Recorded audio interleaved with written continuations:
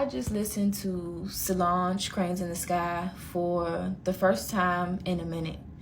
And it really did something to me. Because in that song, she is really speaking to the reality of looking at your wounds or the reality of looking away from them. And the reason why so many of us find ourselves in a constant cycle of viewing our life through a trauma lens and constantly reliving or re-engaging in behaviors that reinforce our trauma, our past selves, or our lowest selves. Because the reality is sometimes we do not want to deal with it. We don't. And I know a lot of people talk about healing.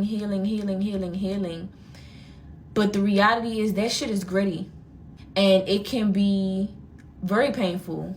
But it's the process of looking inward and looking towards the self and the inner child that you give yourself space to open up.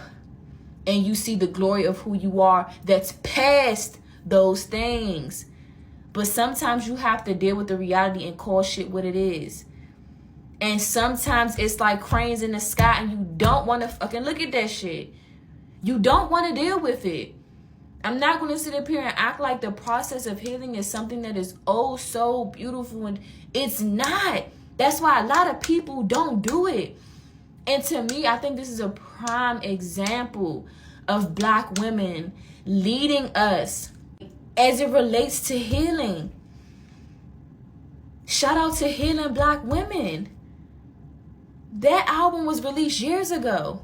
So it's over 4 years ago, 6 years ago now. It's aging very well, right? Because so many of us are engaging in their work on a deeper level.